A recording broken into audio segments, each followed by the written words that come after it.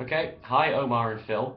What we'll be discussing today is what impact the Danish TV show The Bridge has had with our respective cultures. In my case, it'll be the proliferation of Scandinavian culture through television in England and where that might be going to. And in Oscar's case, it will be how The Bridge acts as a microcosm in comparing Sweden and Denmark. So, I'm up first and then Oscar will do his video.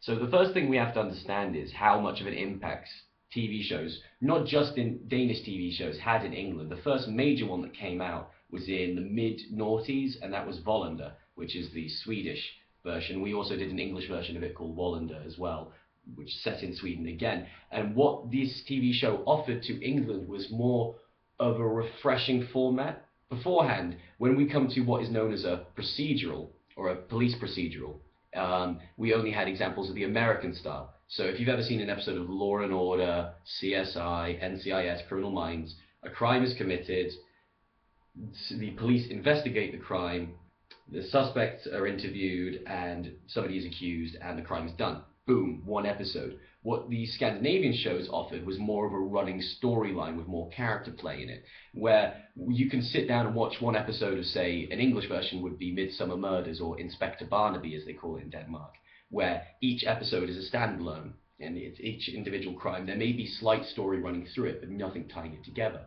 To take an example of a Danish show now, looking at The Killing, where each episode takes place in 24 hours in the investigation. So not only do we see the aspect from the procedural side of things, the investigation, the hunt, you also see more character play, you learn more about the characters. So this is one opinion in my case where I feel like we found something refreshing with Scandinavian culture. Moving now quickly to The Bridge. If you look at The Bridge in England, it is doing amazingly. I'll be including an article under this which shows you the viewer ratings, and those viewer ratings for the second series each week was averaging over 1 million people for a small TV channel in England which only has art house films and foreign documentaries, and it is pulling in over 1 million people per night for a show which has subtitles, which in England is an oddity because normally we are very xenophobic when it comes to other languages. Now, moving on again, we have examples now of, you'll see an article down here for something called Nordicana, which is an actual convention held in England celebrating Scandinavian culture, TV, food. The actors come out to be interviewed.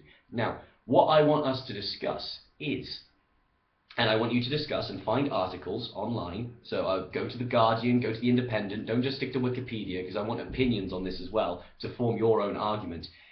Is it in England, or you can take this for the Western culture as well, Phil, I'm looking at you, is it that we've been so starved of some form of other culture that we are accepting Scandinavian culture into our own when it comes to television? Or is it more of a case of this is something new and we haven't seen anything like it before? Is it refreshing, or is it just we just want to change? Okay, thanks.